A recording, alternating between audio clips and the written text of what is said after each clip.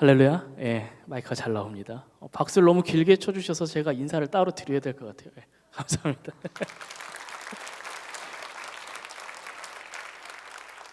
저는 소개해 주신 것처럼 명지대학교에서 이번부터 교목을 하면서요 학생들 가르치고 또 강의하는 김준 목사입니다.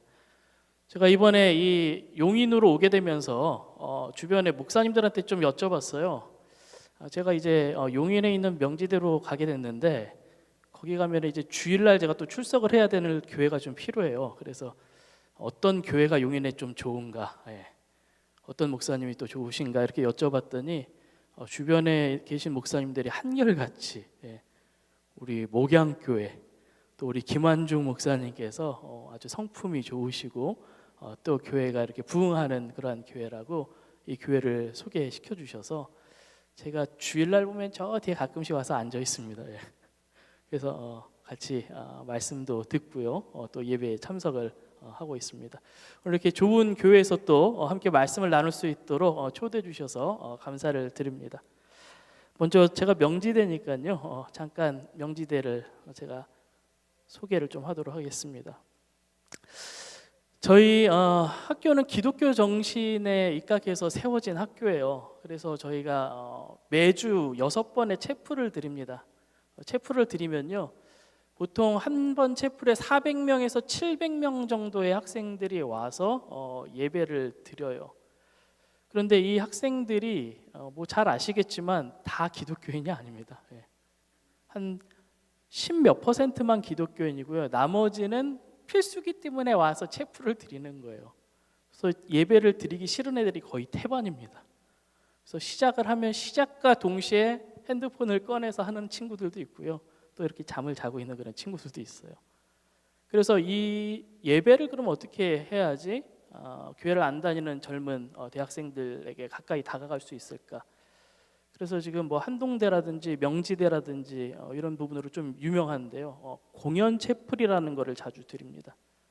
지금 화면에 보시면 연극을 통해서도 말씀을 전할 때도 있고요. 아니면은 찬양팀이 와서 찬양팀이 이렇게 찬양하는 중간중간에 말씀을 전하기도 하고요. 외부에서 또 훌륭한 목사님들이 오셔서 말씀을 전해 주시기도 합니다.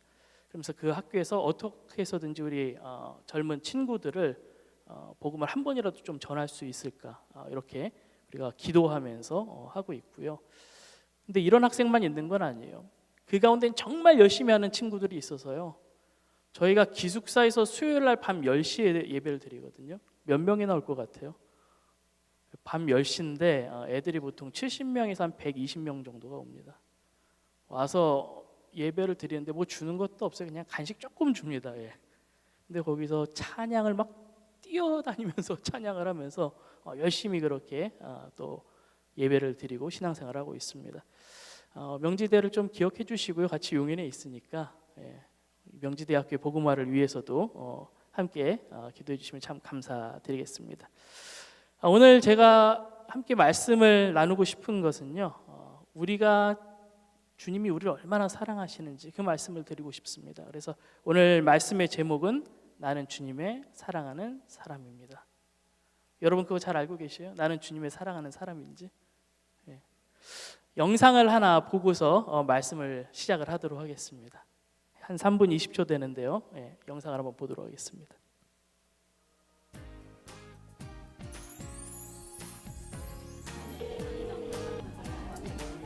안 맞네. 너 목소리 떨리는 거 아니야? 너무 사랑해 막 떨리.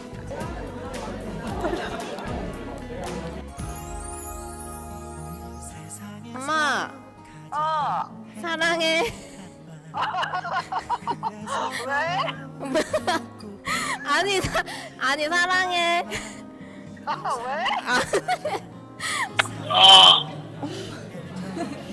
전화시켰어. 엄마 사랑해. 왜 갑자기? 갑자기라니. 끊어버렸다. 저 맨날 합니다. 제발 받아. 꺼졌어 전화. 시연? 엄마 어이. 사랑해. 왜? 엄마 사랑해. 밥 먹었어? 엄마 어이. 사랑한다고. 어이, 나도 사랑해. 여보세요? 엄마 그래. 엄마 사랑해. 엄마 사랑해. 뭐 저질렀어? 엄마 사랑해. 아유, 항상 했던 거니까. 아유, 우리 강아지 사랑하지. 나도 아이씨. 엄마가 더 사랑한다. 사랑해. 나도 고마워. 알았어.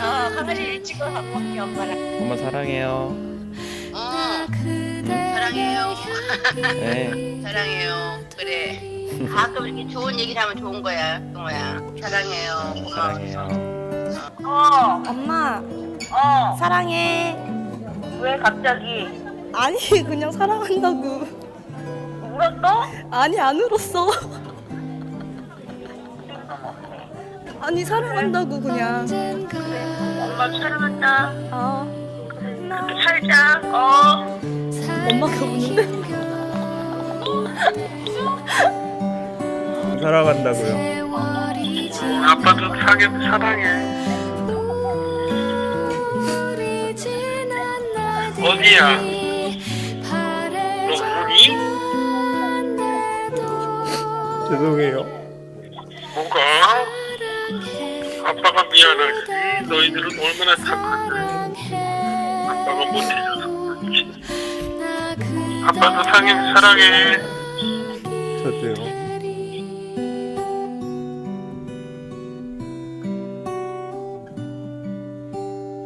그대에게 사랑이 되리.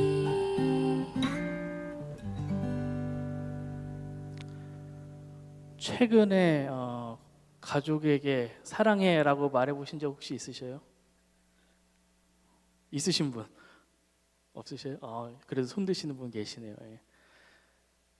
만약에 지금 이렇게 전화를 딱 걸어가지고 배우자한테나 부모님한테 사랑해, 여보 사랑해 이렇게 하면 뭐라고 대답하실 것 같아요?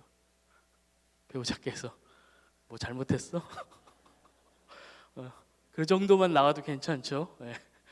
더 험한 말이 나올 수도 있겠죠. 예.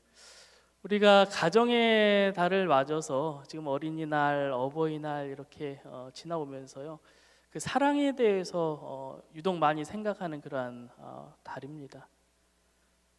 그리고 이 달이 되면은 그래서 우리 자녀들에게는 무엇을 해줄까, 또 우리 부모님은 어떻게 또 기쁘게 해드릴까, 이런 것에 대해서 특별히 더 생각을 해보죠. 그래서 어린이날 되면은 조사를 하는 게 있어요.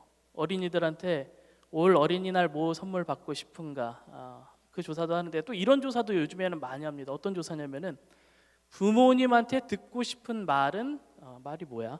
예. 올해도 그 조사를 했는데요. 어떤 말을 어린이들이 부모님한테 제일 듣고 싶어 할까? 예. 올해 한 기관에서 조사한 거에 의하면요, 아이들이 정말로 듣고 싶어하는 말은 뭐냐면은 잘하고 있어. 예. 부모님들이 아이들한테, 자녀한테 너 참 잘하고 있구나, 준아. 그래, 나는 너를 믿어, 엄마는. 아이들이 이런 말을 요즘에는 많이 듣고 싶어 하나 봐요. 예. 그런데 항상 상위권에 있거나 1위에 자주 올라오는 말이 있는데 뭐냐면은 부모님으로부터 가장 듣고 싶은 말은 사랑해. 이 사랑해라는 말을 아이들이 많이 듣고 싶어 한다는 겁니다. 그만큼 부모님들도 자녀들한테 사랑해라는 그런 말을 하는 것이 좀 부족한 그러한 현실인 것 같습니다. 그래서 우리가 5월달에 가족의 사랑에 대해서 한번 생각해 보시면서요, 특별히 가족의 사랑뿐만 아니라 누가 나를 지금도 사랑하고 계시는 분이 계신 거 여러분 알고 계셔요? 바로 하나님께서 우리를 사랑하시는데요, 그 사랑에 대해서 이 시간 한번 말씀을 나눠보려고 합니다. 먼저 4장 16절 말씀, 첫 번째 말씀을 한번 좀 보도록 하겠습니다.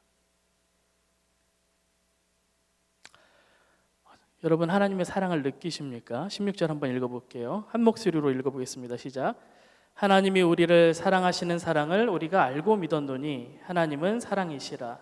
사랑 안에 거하는 자는 하나님 안에 거하고 하나님도 그의 안에 거하시느니라. 아멘. 종교에 대해서 이야기할 때 우리가 기독교를 가지고 가서 전도를 하죠.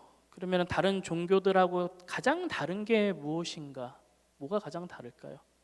바로 하나님, 우리가 믿는 기독교의 신이신 하나님께서 우리를 너무나도 사랑하여 주신다는 것, 이것이 다른 종교들과 구분되는 가장 중요한 것일 것입니다.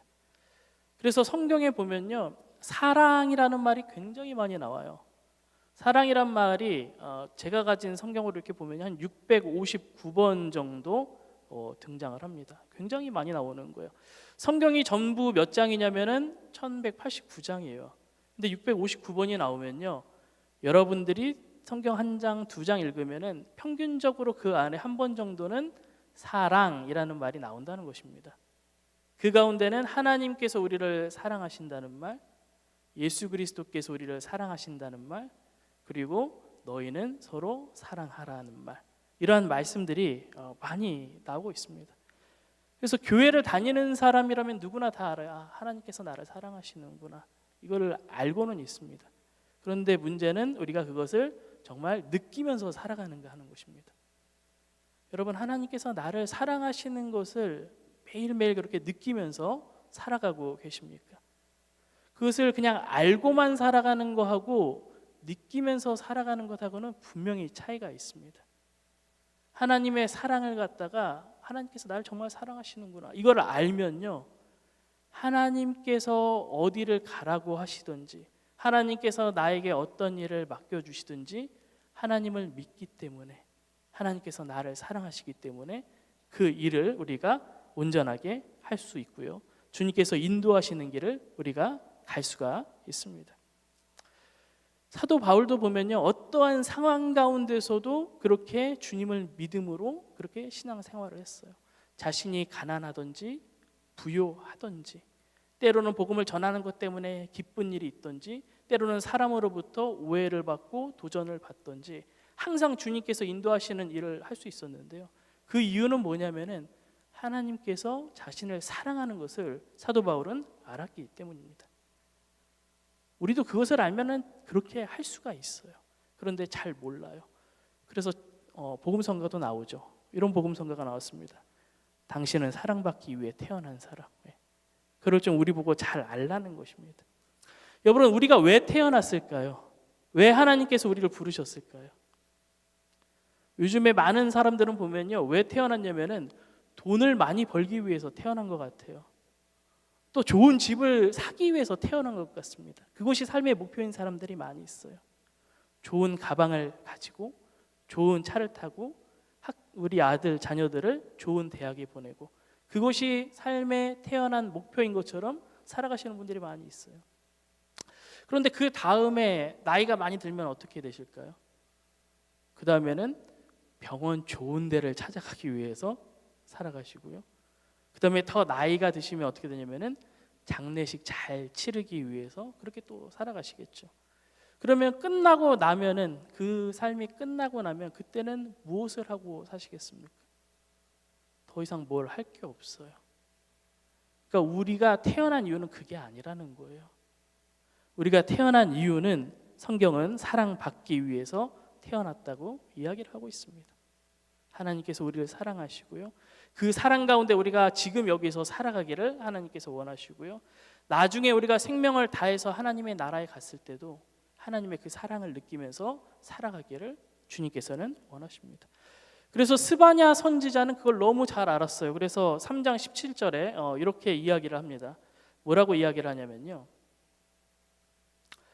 저희 한번 함께 읽어볼게요. 시작. 너의 하나님 여호와가 너의 가운데 계시니 그는 구원을 베푸실 전능자시라. 그가 너로 말미암아 기쁨을 이기지 못하시며 너를 잠잠히 사랑하시며 너로 말미암아 즐거이 부르며 기뻐하시리라. 여러분, 얼마나 기쁘면은 정말로 너로 말미암아 즐거이 기뻐하고 너로 말미암아 기쁨을 이기지 못한다고 얘기를 하셨을까요? 여러분 누구 때문에 이렇게 내가 정말 기쁨을 주체할 수 없을 정도로 그렇게 좋아해 보신 적이 있으셔요? 제가 유학을 가서 저희 사무도 공부를 했습니다. 그래서 같이 공부를 하다가 사역지 때문에 제가 먼저 나오게 됐어요. 저희 아내는 그 학교에서 꼭 그 프로그램 과정을 끝내야 돼서 나오질 못했습니다. 그래서 제가 한 1년 반 정도 먼저 나왔거든요, 한국에. 그래서 목회를 시작을 했습니다. 근데 그렇게 하다 보니까 가족을 볼 수가 없는 거예요. 여름방학 때 한 번 왔다가 갔습니다. 그리고 1년 반쯤 되었을 때 저희 사모가 학위가 끝났어요. 그래서 졸업식을 하게 됐습니다. 그래서 제가 한국에서 휴가를 내고 미국으로 갔어요. 그리고서 거의 1년 동안 못 봤던 아내를 딱 보는데 굉장히 기뻤습니다. 여러분 아내하고 오래 사는데 아내 보고 기쁜 적 많이 있으셔요? 근데 그 아내 뒤로 치마 뒤로 누군가 이렇게 얼굴을 빼꼼히 내미는데 저희 딸이 그때 한 7살쯤 됐거든요. 제가 1년을 못 봤어요. 근데 그 아이를 딱 보는 순간에 다른 건 하나도 안 들어와요. 정말로 그 아이 얼굴만 저한테 딱 와서 들어오더라고요. 그때 제가 그걸 느꼈어요. 이야, 정말로 기뻐서 이 기쁨을 주체하지 못하는 것, 정말 너로 말미암아 기쁨을 이기지 못한다는 것, 이게 어떤 건지 그때 알겠더라고요. 다른 거 하나도 안 들어오고요. 그 아이만 제 얼굴에 딱 들어왔습니다.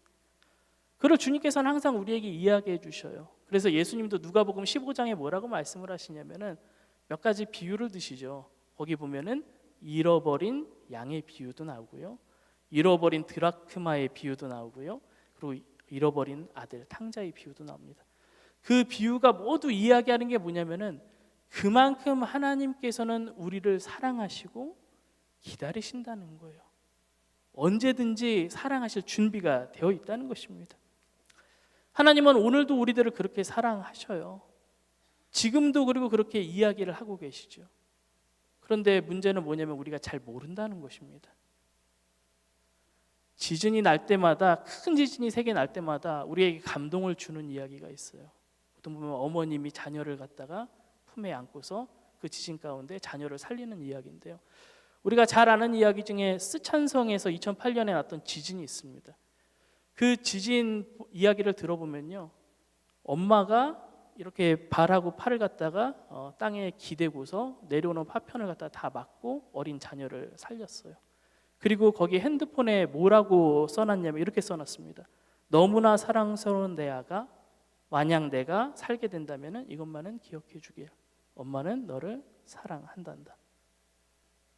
그러면 이 자녀가 나중에 커서 그 엄마의 사랑을 잘 알면서 당연히 자라야 되겠죠.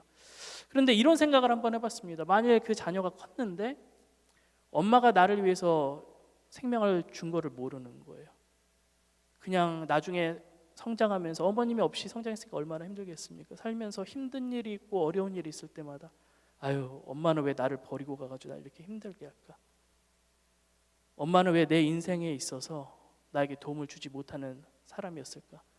이렇게 자녀가 어머니의 사랑을 모르고 성장한다면 그건 얼마나 불행한 일이겠습니까? 그런데 똑같은 일이 우리 그리스도인들에게도 벌어집니다. 주님께서는 우리를 위하여서 십자가에서 생명을 내어주시기까지 우리를 사랑하셨어요. 그 생명을 다해서 사랑해 주신 거죠. 그런데 우리는 그거를 모르고 살아갈 때가 너무나 많이 있다는 것입니다. 마치 엄마가 나를 위해서 죽은 것을 모르고 살아가는 그런 자녀처럼 우리도 주님께서 우리에게 생명을 주셨는데 그걸 모르고 살아간다면 그것만큼 안타까운 것은 없을 것입니다. 그렇게 감당할 수 없는 큰 사랑을 받은 것이 바로 우리입니다. 감당할 수 없는 사랑을 받았죠. 영화 많이 보셔요. 영화를 보면 그런 소재가 굉장히 많이 있습니다. 한 사람의 생명을 살리기 위해서 사람들이 구하러 가는 거예요. 구하기 위해서 갑니다. 그런데 만약에 그 구해야 되는 사람이 대통령이에요. 대통령이라면은 뭐 중요한 사람들이 가서 구하다가 몇 사람이 죽겠죠. 영화니까 죽어요. 죽어도 대통령을 무사히 구해서 오면은 무슨 생각을 하냐면은 야, 잘 됐다. 그래도 대통령 중요한 인물이 살아왔으니까 잘 됐다. 비록 죽었지만 가치가 있는 그런 죽음이다. 이렇게 생각을 하겠죠. 그런데 예전에 있었던 영화 중에 라이언 일병 구하기라는 영화가 있었습니다. 군대에서 일병은 아무것도 아니잖아요. 1년에도 얼마나 많은 병사들이 죽는지 모릅니다. 통계를 보면은. 근데 그 일병을 구하기 위해서 특공대 같은 중요한 사람들이 가서 다 죽고요. 그 일병을 살려가지고 나옵니다. 근데 그 영화를 보면서 뭐 일병 살리려고 저렇게 더 가치가 있어 보이는 사람들이 죽나? 이런 생각을 했어요. 근데 그 일이 우리한테도 벌어졌습니다.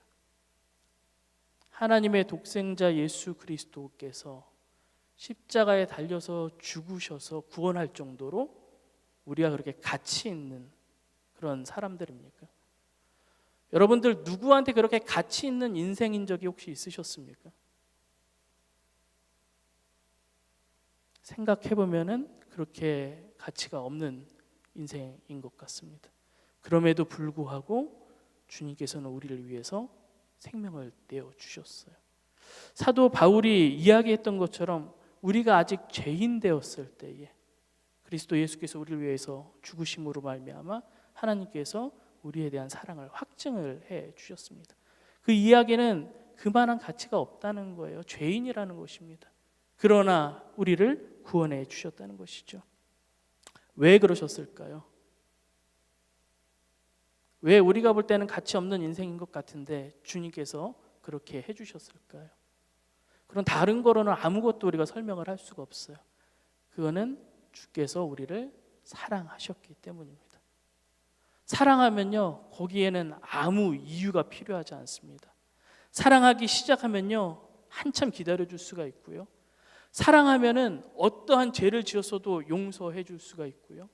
사랑하면은 내 모든 것을 갖다가 다 내어줄 수가 있습니다. 주님께서 우리를 사랑하시는데요, 그렇게 사랑하셨다는 것입니다. 그 사랑, 왜 우리를 이렇게 사랑할까? 너무나 궁금하죠. 누구도 날 그렇게 사랑 안 해주는데. 그래서 로버트 하크니스라는 분은 이런 질문을 하면서 찬양을 만들었어요. 사랑이 구주를 죽게 했네, 왜 날 사랑하나,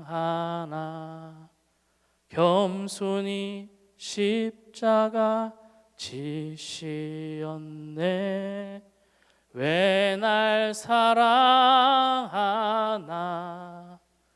왜 날 사랑하나, 왜 날 사랑하나, 왜 주님 갈보리 가야 했나, 왜 날 사랑하나.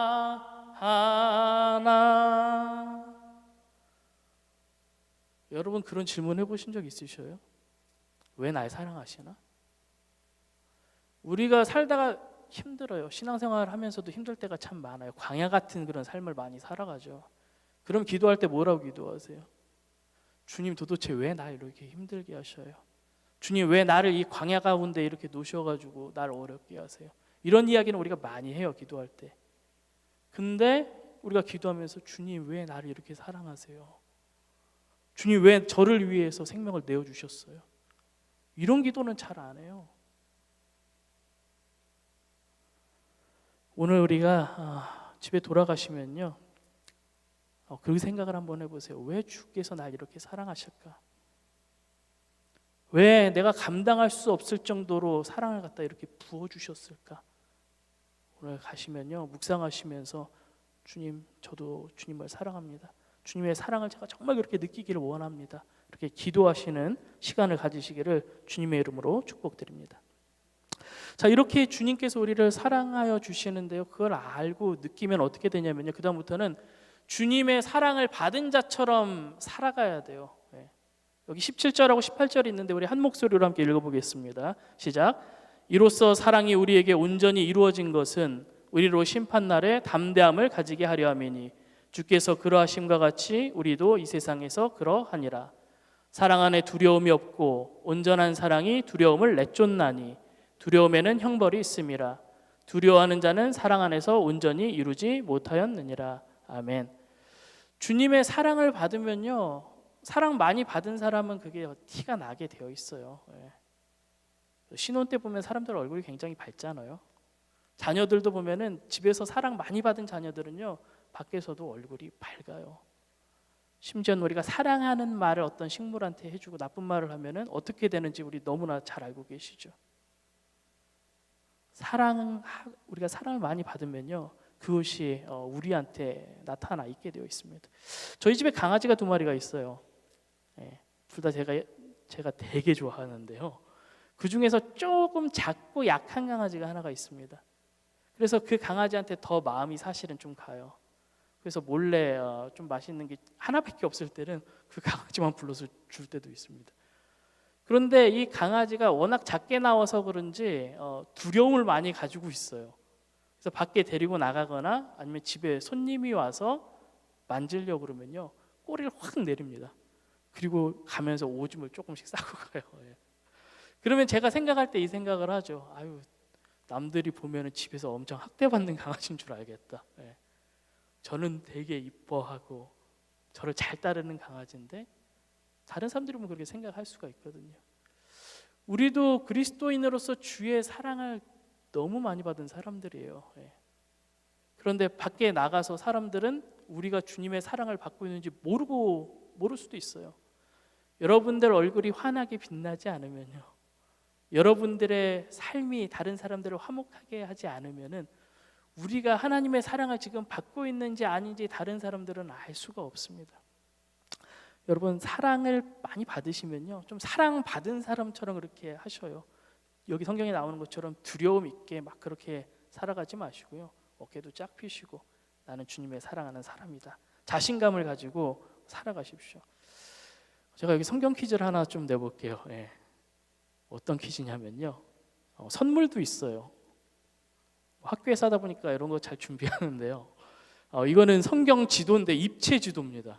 그래서 만지면 어디가 높은지 어디가 여기 갈릴리 골짜기는 얼마나 낮은지 손으로 만져보실 수 있는 그런 지도인데요, 하나밖에 없어요. 질문도 하나밖에 없습니다. 자, 예수님께서 가장 사랑하는 제자는 누구였을까요? 예, 베드로는 아닙니다. 예. 제가 요구하는 대답은 아니에요. 누굴까요? 예, 요한. 예, 저기 가운데 노란색 옷 입으시고 안경 끼신 우리 성도님, 끝나시고 이거 받아가시기 바랍니다. 예, 요한이에요. 왜 요한을 우리가 가장 예수님께서 사랑하는 제자라고 생각을 할까? 그죠? 왜 우리가 그렇게 생각을 할까요? 아마도 성경 구절에 있는 것과 이 그림을 보시면 알겠는데요, 이 마지막 때 예수님께서 유월절 만찬을 하는 장면에 보면은 이런 이야기가 나와요. 누군가 예수님을 팔 제자가 이 가운데 있을 거라고 이야기를 하거든요. 그때 베드로가 고갯짓을 이렇게 하면서 요한한테 도대체 누군지 물어보라고 그렇게 하는 장면이 성경에 등장을 합니다.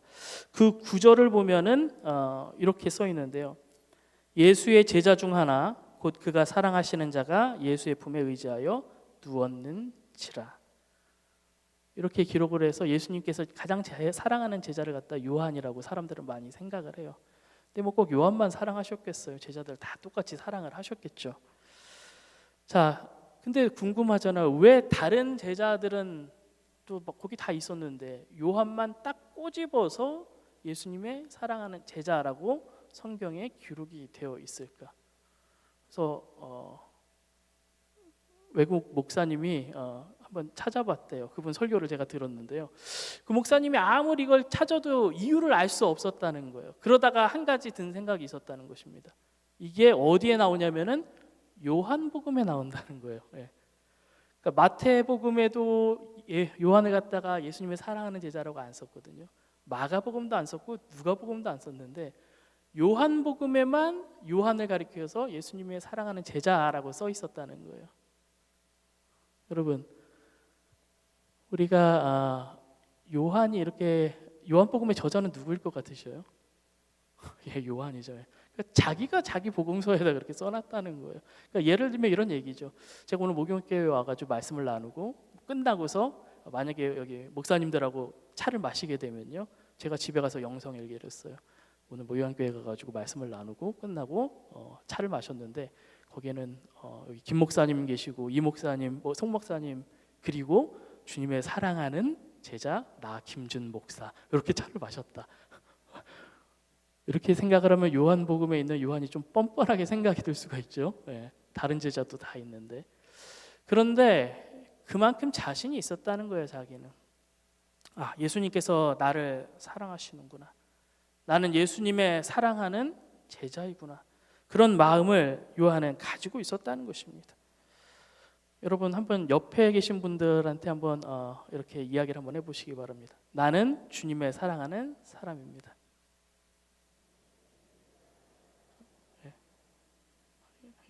몰라봬서 죄송합니다. 여러분 사랑하는 주님의 제자예요. 여러분도 일기장에 그렇게 쓰셔요.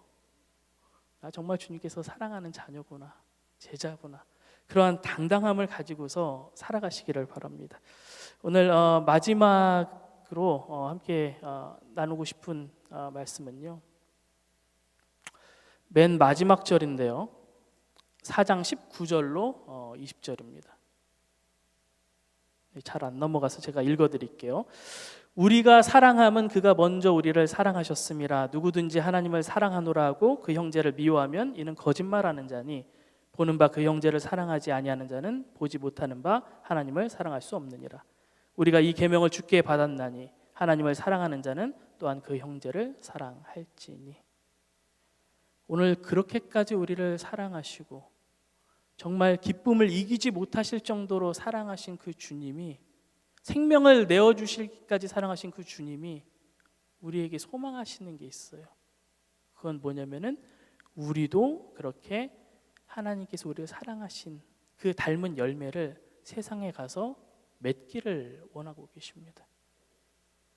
여러분, 우리가 사랑을 받았기 때문에 사랑하는 열매를 맺는 건 너무나 당연해요. 제가 학교 다닐 때 김웅호 교수님이라는 분이 계셨는데 이분이 이런 얘기를 한번 한 적이 있으셔요. 이 과일들을 보면은 동그랗게 자란대요, 거의 대부분이. 그러면서 하시는 말씀이 뭐냐면은 이 과일들이 태양에서 오는 그러한 빛을 받아서 성장을 하는데 태양이 동그라니까 거기서부터 자라서 똑같이 동그랗게 된다는 거예요. 우리도 주님의 사랑을 그렇게 받았잖아요. 그러면 그 사랑이 우리 가운데 당연히 있겠죠. 그럼 우리도 그 사랑의 열매를 분명히 맺을 수 있을 줄 믿습니다. 말씀을 마치겠습니다. 우리는 하나님의 사랑을 받은 사람들입니다. 그거를 꼭 느끼면서 살아가시기를 바랍니다. 그리고 그러기 때문에 더 당당하게 밝게 하나님의 사랑 받는 사람인 것처럼 그렇게 세상에 보여주시면서 살아가시기를 바랍니다. 그리고 마지막으로 그 주님의 사랑의 열매를 잉태하셔서 주님의 기쁨이 되시는 저와 여러분 되시기를 주님의 이름으로 축복드립니다. 함께 기도하겠습니다. 참 좋으신 하나님 아버지, 정말 아무것도 아닌 저희들을 사랑하여 주시니 너무나도 감사를 드립니다. 우린 힘들고 어려울 때는 주님, 내가 왜 이렇게 힘들게 주님 놓아두고 계신가요? 그렇게 불평을 할 때는 있지만 주님께서 우리를 사랑하여 주셨다고 생각하고 느끼면서도 왜 주님 저를 이렇게 사랑해 주세요? 감격하면서 찬양하지 못하면서 살아갈 때가 참 많이 있었습니다.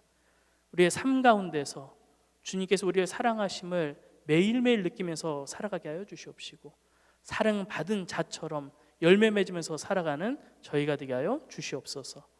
감사드리며 예수 그리스도의 이름으로 기도합니다. 아멘.